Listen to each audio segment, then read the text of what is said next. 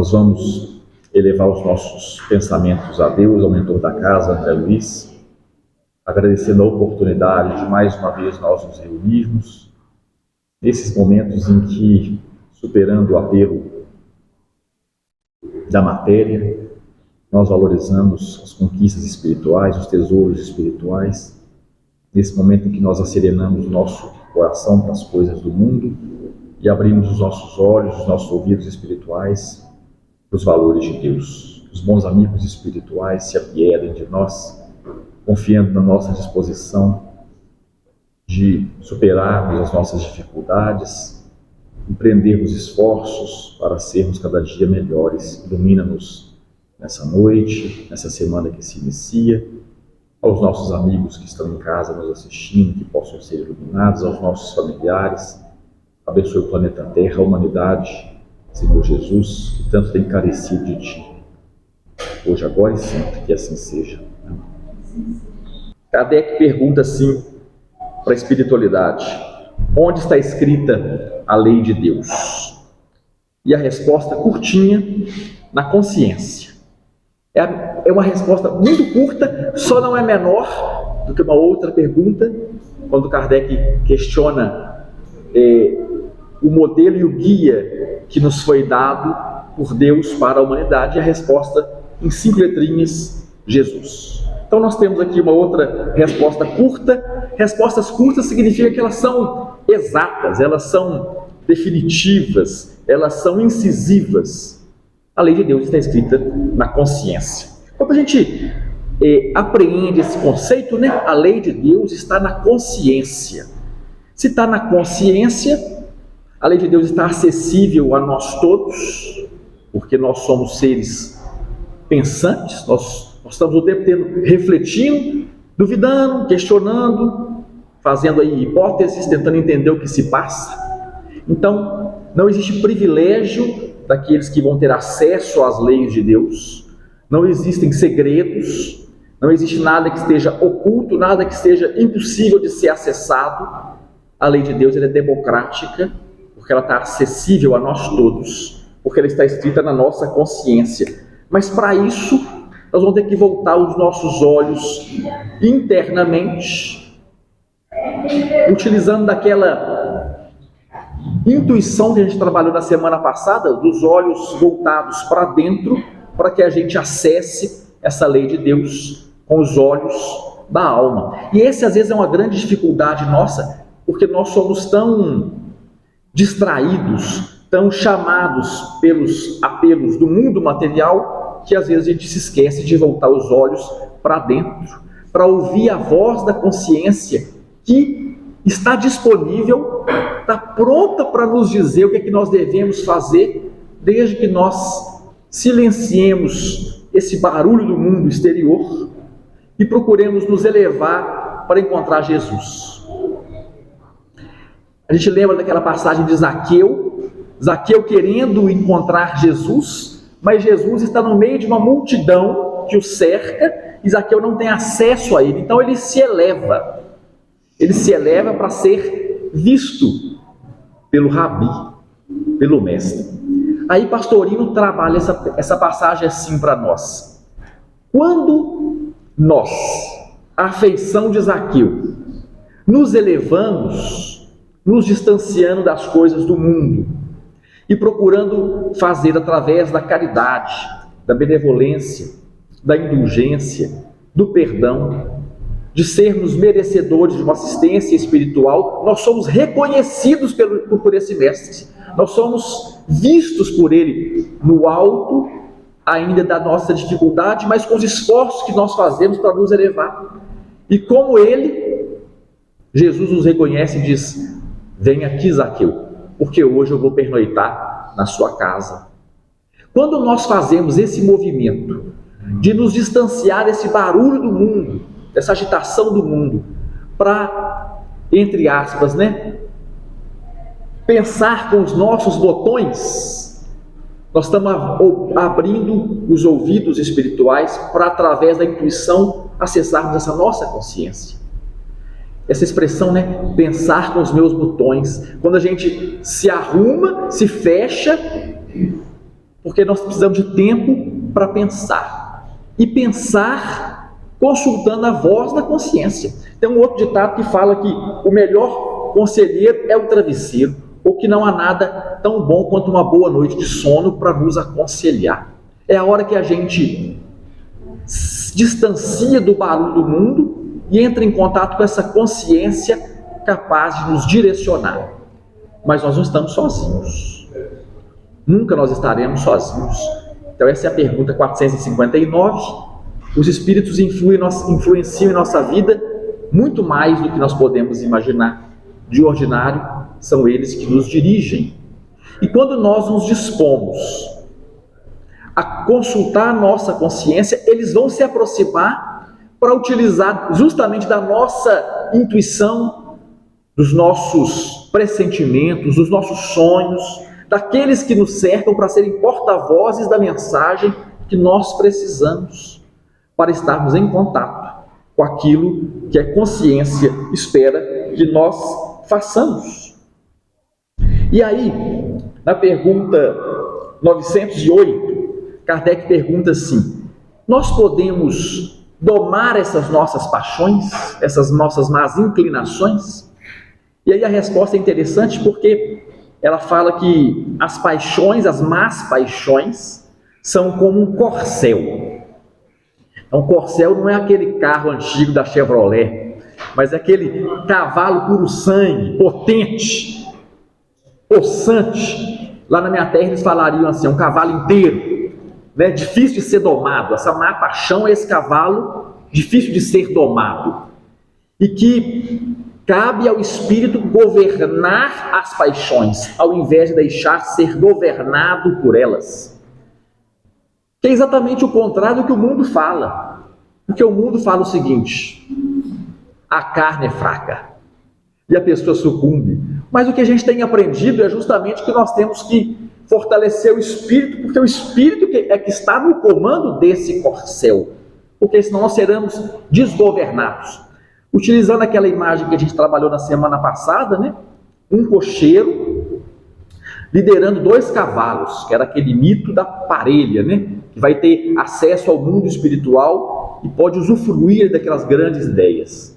Se nós não governamos essas nossas más paixões, e pelo contrário, somos governados por elas, nós nos distanciamos disso que a consciência tenta fazer com que a gente apreenda.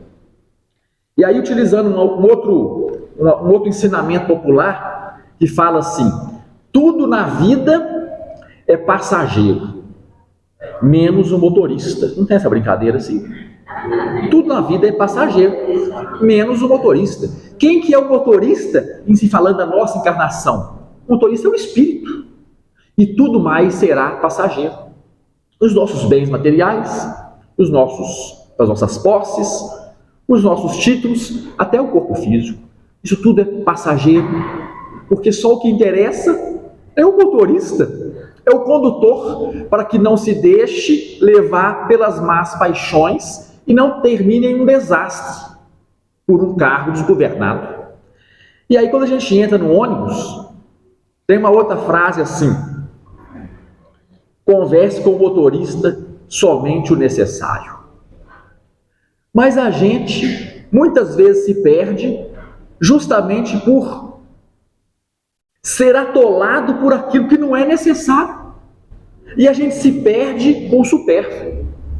E aí Kardec pergunta assim: qual é o denominador da felicidade comum? Como é que se explica a felicidade no planeta Terra? Que é mais ou menos o que Stanley vai falar para nós aqui, ó. Que felicidade que é essa? E aí os espíritos respondem assim: do ponto de vista material, é a posse do necessário. A posse do necessário. Converse com o motorista somente o necessário. Se nós ocuparmos o nosso espírito somente com aquilo que seja necessário do ponto de vista material, nós não vamos ser acometidos de inveja, de ciúme, de despeito, de perda da nossa saúde, portanto, esforçar um corpo físico que precisa muitas vezes de descanso. É de calma, é de tranquilidade. correndo menos atrás das coisas do mundo e acerenando o espírito para, em contato com essa voz da consciência, não se deixar perder, fortalecendo esse condutor, esse motorista, para não se deixar perder pelas más paixões. Então, do ponto de vista material, aposto necessário. Do ponto de vista moral, a resposta dos espíritos é uma consciência tranquila e uma fé no futuro, uma receita de felicidade. Do ponto de vista material, o necessário. Do ponto de vista moral, consciência tranquila, fé no futuro. Se a gente está usando novamente aqui a ideia do ônibus, a consciência tranquila é olhar para o retrovisor do ônibus e saber que lá para trás está tudo certo. Não furei sinal, não deixei de parar o ônibus deixando algum passageiro pretendia entrar nesse ônibus, não deixei de atender algum sinal de alguém que precisava descer. Voltando para a nossa vida, então, uma consciência tranquila de que eu fiz aquilo que estava ao meu alcance, e se eu errei, eu posso me arrepender e eu posso reparar. E aí Kardec, na Gênese, vai falar assim para a gente: o tribunal que nos julga vai ser o tribunal da nossa consciência. Nós não seremos julgados por um velhinho da barba branca, nós não seremos julgados pelo nosso mentor, nós não seremos julgados pelo nosso guardião. Nós mesmos. Nós sabemos o que nós éramos capazes de fazer, se nós fizemos tudo que nós poderíamos fazer. E aí nesse tribunal, quando essa justiça, essa consciência, já que a lei de Deus está escrita na nossa consciência, quando essa consciência reconhece que nós nos afastamos da lei, Kardec fala assim, nós temos 3 etapas, né? O arrependimento, a expiação e a reparação. Mas reparar não é reparar no outro, não, né? Não é reparar aquilo que o outro está fazendo de errado. É reparar de te consertar. Deixa eu ver o que eu posso fazer diferente, de uma outra forma. Essa é a nossa consciência tentando reparar. Então, uma consciência tranquila, olhando no retrovisor, está tudo certo. Eu fiz, e se eu errei, eu fui lá e reparei. É igual Zaqueu fala com Jesus. Se eu cobrei erradamente um imposto de alguém, eu pago a ele 4 vezes mais. Eu faço uma indenização se eu apliquei uma multa errada nessa pessoa. Reparação. Consciência tranquila e fé no futuro. Consciência tranquila, retrovisor tranquilo, fé no futuro. Olhando para frente do ônibus, vamos olhar para frente. Vamos olhar aquilo que nos espera, o que eu posso fazer, os cuidados que eu vou ter na minha viagem daqui para frente, para que a gente não se perca, para que a gente não se acidente, para que a gente não seja acometido novamente pelas paixões, para que a gente, orando e vigiando, não caia em tentação. E aí, no livro Instruções Psicofônicas é um livro interessante. Na década de 50, no Grupo Espírita Meimei, ainda em Pedro Leopoldo, o Chico ele vai participar de umas reuniões em que ele, atuando como médium, vai trazer mensagens psicofônicas.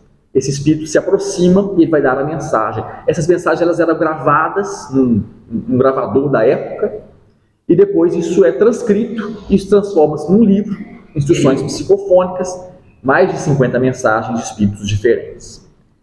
E uma mensagem que chama a atenção, falando justamente dessa questão da consciência, porque a lei de Deus está gravada na nossa consciência, ainda que às vezes a gente não consiga entender todos os porquês, mas a gente sabe os paraquês. Se eu vim pai, é para que eu tenha a oportunidade de conduzir um espírito. Se eu vim mãe, é para que eu tenha a oportunidade de receber aquele espírito através da maternidade. E se eu tenho os meus pais, é para que eu, como filho, possa ampará-los. E assim a gente faz esse exercício de para quê, ainda que eu não saiba os porquês. Esse espírito, então, que está nessa lição das instruções psicofônicas, ele vai dar uma mensagem, inicialmente agradecendo a oportunidade de pela segunda vez se manifestar naquela reunião.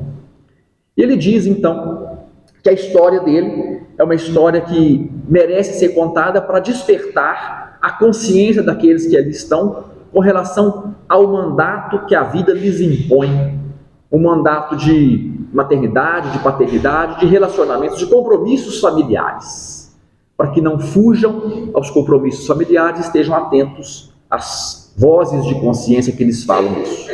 Então ele fala que aquele grupo que o recebe, esse espírito vai se identificar como Maria da Glória.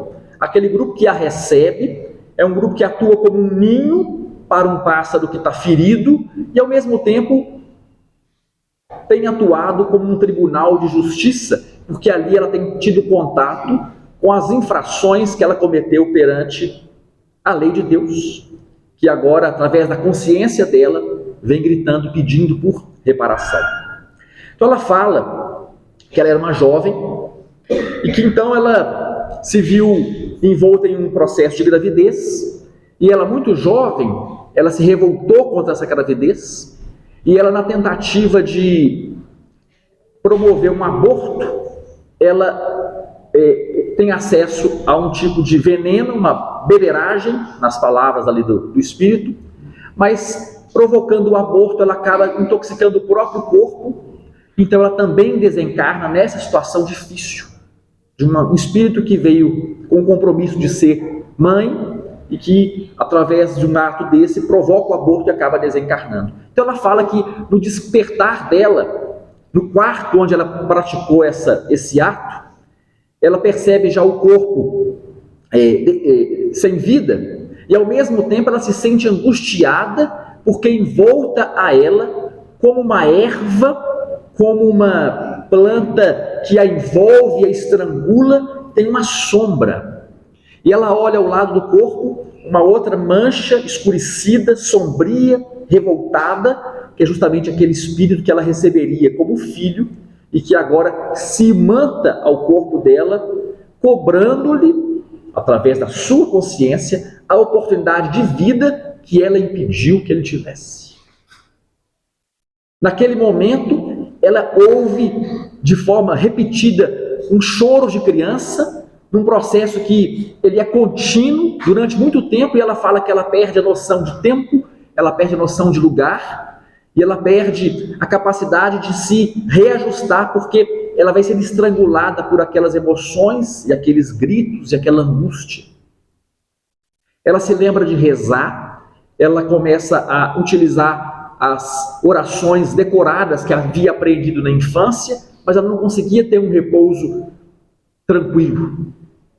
Ela tenta fugir da casa dela, foge daquele quarto. Palavras dela: como se fosse possível fugir de nós mesmos. É quase infantil quando a gente faz isso, né? A gente tentando fugir de nós mesmos, muda de lugar, muda de emprego, muda de país. O tribunal da consciência nos acompanha, porque a lei de Deus está escrita na nossa consciência. Então ela fala que depois de muito vagar, como um náufrago, ela foi acolhida naquela casa. E ela fala: esse espírito que hoje está aqui comandando a reunião me recebeu. E eu tenho me reunido, eu tenho participado dessas reuniões e tenho sido amparada magneticamente para que eu fosse acalmada. E dessa forma eu pude ter acesso aos porquês. Às vezes a gente pergunta os porquês, ela teve a oportunidade dos porquês. Então ela fala que ela recebe em tela mental uma abertura onde ela se vê recuada em 1843, quando ela se chamava Mariana, casada com um artesão chamado Miguel. Ambos moravam no Rio de Janeiro, quando o Brasil ainda era um Brasil império. Ela, Mariana, mãe de duas meninas, casada com Miguel, mas ela diz que ela sentia a tentação de prazeres carnais e aceitou a proposta indigna de uma aventura que a afastou do lar. Ela se envolve num relacionamento extraconjugal, como palavras dela, né? Fascinada pela tentação carnal, e um dia ela é interceptada pelo marido, né? Miguel a pega junto com esse companheiro que é o seu amante, e no auge do desespero, ele responde à loucura dela com o suicídio dele. Miguel se suicida. E com a família desestruturada, ela enjeita as duas filhas e vai partir atrás desse companheiro, que inicialmente a acolhe, mas depois também a abandona, e ela, viúva, que havia enjeitado as duas filhas, abandonada pelo amante, se vê recolhida numa zona de meretrício, onde ela desencarna, em situação penosa, porque ela desencarna e logo ela é surpreendida pela figura de Miguel, esposo desencarnado, que em sombra lhe cobra os compromissos de casamento que ela refutou. E ali ela fala que os dois são internados em um asilo de alienados da paixão, e por fim a eles é concedida uma nova encarnação, onde ele seria recebido como filho dela. E aí era essa a situação dela, jovem, que rejeitava aquele filho porque na verdade havia uma desavença espiritual, uma desavença emocional entre os dois. Esses eram os porquês dela ter tanta aversão em relação ao sentimento daquele espírito que viria como filho. E ela encerra então dizendo: um século de erro, 100 anos em que eu tenho transviado a minha vigilância, e eu agora recorro às preces de vocês para que eu possa ser fortalecida e dignamente voltar ao encontro do esposo que deveria se aproximar de mim agora como filho, para que juntos nós possamos ensaiar a jornada reparadora. Arrependimento, expiação, reparação.